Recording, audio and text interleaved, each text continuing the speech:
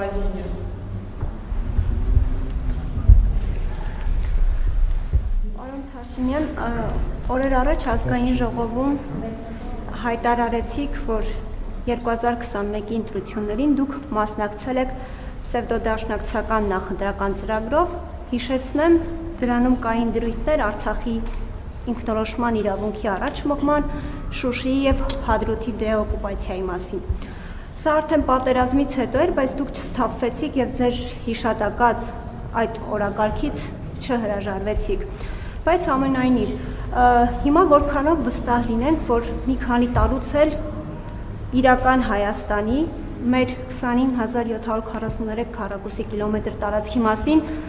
նույն կերպ 29743 Ստված 25 ասց։ Չէ,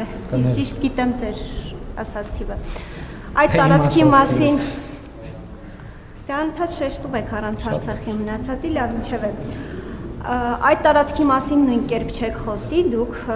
հիշեցնեմ նաև, որ այդ տարածքից 200 քառակուսի կիլոմետրը ադրբեջանական զինուժը օկուպացրել է հենց ձեր իշխանության օրոք, որն է երաշխիքը, որ մի քանի տարի հետո չեք գա եւ այստեղ կանգնած չեք ասի, որ իրական Հայաստանն էլ այսպես կոչված Արևմտյան Ադրբեջանն է։ Գիտեք, մենք խոսում ենք Հայաստանի Հանրապետության միջազգայինորեն ճանաչված տարածքի մասին։ Եվ ձեր ասած նախադասությունը հնարավոր չէ հնչեցնել։ Ինչ վերաբերվում է նախորդ շրջանին, տեսեք, ես 2 օր առաջ էլ ազգային ժողովում ունեցած ելույթում էլի հիշատակեցի 2021-2026 թվականների կառավարության գործունեության ծրագրում արձանագրվածը, որ խաղաղության դարաշրջան բացելը ժողովրդի առաջ ստանձնած մեծագույն պարտավորությունն է։ Եվ գիտեք, կառավարումը եւ քաղաքական գործունեությունը եւ մանավանդ պետության կառավարումը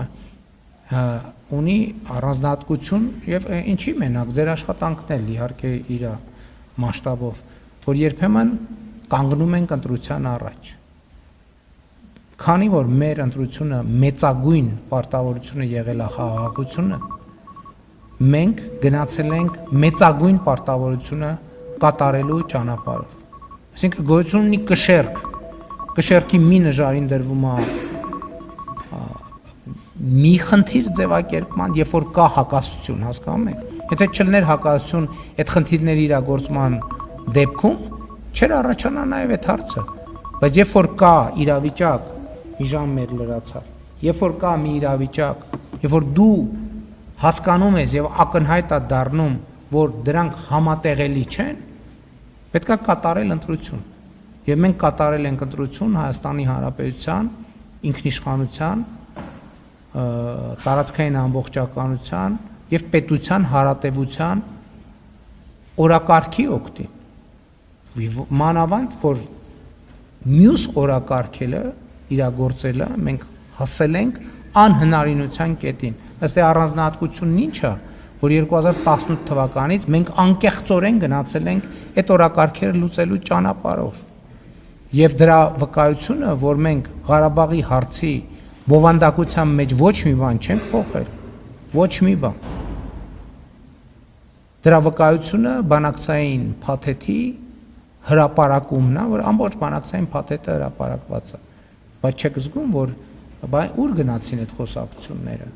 որ նախկինում ասվում էր, որ չգիտեմ, բանակցություններին սենց ա եղել, սենց ա եղել, սենց ա եղել, այդ ամբողջը հոդս ցնդեց, ինչու, որտեղ ամբողջ բանակցային պատմության ամբողջ փաթեթը հրապարակեցինք եւ այսօր յուրաքանչյուր քաղաքացի կարող է բացել եւ կարդալ, թե ինչ էր Ղարաբաղի հարցը, ինչ էր նշանակում եւ ինչի շուրջ են եղել բանակցությունները։